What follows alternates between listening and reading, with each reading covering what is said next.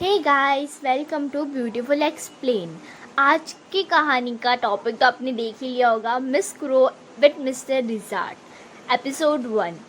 कहानी बड़ी इंटरेस्टिंग है, तो चलिए शुरू करते हैं। कहानी के शुरुआत में एक कैमरा दिखाया जाता है और तभी एक आदमी फ़ोन पे बात कर रहा होता है। वैसे मैं आपको इस आदमी का इंट्रोडक्शन दे देती हूँ। यह है मिस्टर गू, बहुत ही जॉयफुल इंसान। और ये हमारे कहानी के हीरो भी है। ये फ़ोन में एक लड़की से बात कर रहे होते हैं। इनकी बातों से तो ऐसा लगता है जैसे कि ये गर्लफ्रेंड बॉयफ्रेंड है। तभी उसके कैमरे के ऊपर कौवा आके बैठ जाता है। मिस्टर गू से पकड़ने जाते ही है, तभी वो उठ जाता है। फिर मिस्टर गू अपनी गाड़ी में बैठ के जा रहे होते हैं, तभी वो देखते हैं कि आगे की गाड़ी ना रुकी हुई है। वहाँ पे एक छोटी सी बच्ची एक लिज़ार्ड को रास्ता दिखा रही होती है। तभी मिस्टर गू उनसे आवाज़ देते हैं और कहते हैं कि प्लीज़ आप गाड़ी आगे बढ़ाइए। फिर वो लड़की अपने परिवार के साथ गाड़ी में बैठ के चली जाती है। रात हो जाती है। एक ट्रक से उनका एक्सीडेंट हो जाता है। गाड़ी साइड में जंगल की यहाँ पे गिरते गिरते बच जाती है। मिस्टर गू भी उनके पीछे ही होता है, तो वो ये सब देख लेता है और फिर गाड़ी से निकलकर वो उन्हें बचाने की कोशिश करता है। बट अंदर जो है वो सब बेहोश रहते हैं और लॉक रहती है गाड़ी। ट्रक ड्राइवर ये देख पता नहीं उसे क्या होता है और वो गाड़ी को धक्का दे देता है। मिस्टर गू भी साइड में खड़ा होता है गाड़ी के, इस वजह से वो गिर जाता है। उन लोगों को बहुत चोटें आती है और फिर दिखाया जाता है कि एक लड़की रो रही है, मम्मी पापा चिल्ला रही है और मिस्टर गू को होश आता है और वो पूछते क्या हुआ। वैसे वो इस हालत में नहीं रहती कि वो एक इंच भी हिल पाए, बट वो लड़की इतनी डरी रहती है और कहती है कि मैं यहाँ पे मम्मी पापा को नहीं देख पा रही हूँ, वो नहीं दिख रहे यहाँ पे। वो लड़का मिस्टर गू और लड़की एक दूसरे को देख तो नहीं पाते, तो मिस्टर गू से शांत करने की कोशिश करता है और दिलासा देता है अपना हाथ देके। वो उसका हाथ पकड़ लेती है, लेकिन उसका हाथ ठंडा होता जाता है और मिस्टर गू की वहीं पे मौत हो जाती है। फिर कहानी 2020 में पहुंच जाती है। एक लड़की रेस्टोरेंट में काम कर रही होती है और उसके बॉस आते हैं। लेकिन रुकिए, मैं सबसे पहले आपको इस लड़की का इंट्रोडक्शन दे देती हूँ। इस लड़की का नाम है जेंग यांग। ये और कोई नहीं, हमारे कहानी की प्यारी सी हीरोइन है। और उसके बाद बॉस उसे सैलरी देते हैं और कहते हैं कि आज हमारे रेस्टोरेंट का आखिरी दिन है, क्योंकि यहाँ पे कोई भी कस्टमर नहीं आता, तो मुझे ये रेस्टोरेंट बंद करना पड़ेगा। ये सुन के नियांग बहुत दुखी हो जाती है और कहती है मैं कितनी अनलकी हूँ। बॉस कहते हैं अनलकी तुम कैसे हुई, अनलकी तो मैं हुआ ना। फिर नियांग कहती है कि मैं जब भी जिसके भी पास काम करती हूँ ना, हमेशा किसी ना किसी वजह से ना उनके बॉस का बिजनेस बंद हो जाता है। तब बॉस कहता है उनके मतलब तुम अपने बॉस के लिए अनलकी हो। तब नियांग को थोड़ा सा बुरा लगता है और बॉस कहते हैं अरे तुम इतना सीरियसली मत लो इस बात को, मैं मजाक कर रहा था। तभी मिस्टर गू आते हैं जब वो लड़की काम कर रही होती है। मिस्टर गू नाश्ता लेते हैं, तभी नियांग बताती है उन्हें कि आज हमारे रेस्टोरेंट का आखिरी दिन है, तो इसलिए सब चीज़ें यहाँ पे फ्री है। बट फिर भी मिस्टर गू पैसे रख के चले जाते हैं। कहानी जैसी आगे बढ़ती है वैसे ही दिखाया जाता है कि मिस्टर गू एक कवर खरीद रहे हैं।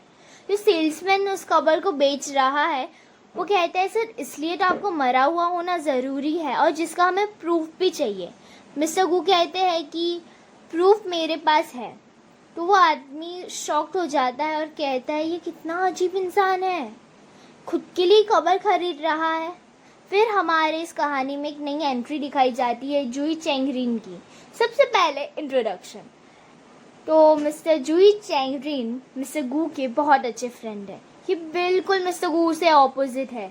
ये फ्लर्टी टाइप है, थोड़ी सी मस्ती खोर है, हमेशा खुश रहते हैं और ये मिस्टर गू की यहाँ पे काम करते हैं उनकी ही कंपनी में। और इसके बाद दिखाया जाता है कि मिस्टर जू चैंड्रिन जिसको हम शॉर्ट फॉर्म में बोल सकते हैं चैनरिन। फिर चैनरिन एक क्लाइंट को मिलने होटल में जाते हैं जिसका नाम है मिस्टर हे। मिस्टर हे और मिस्टर सुई भी वहीं पे रहती है। दोनों बहुत ज़्यादा ही ड्रिंक कर रहे होते, तो जुई चेंग कहता है कि आप बहुत ज़्यादा ड्रिंक कर रहे दोनों, इतनी ड्रिंक भी अच्छी नहीं है। और इसी टाइम में सुई को वॉमिटिंग होना चालू हो जाती है, तो वो वॉशरूम की तरफ जाती है। तब मिस्टर हे वहीं पे आते हैं और उन्हें पीछे से पकड़ लेते हैं।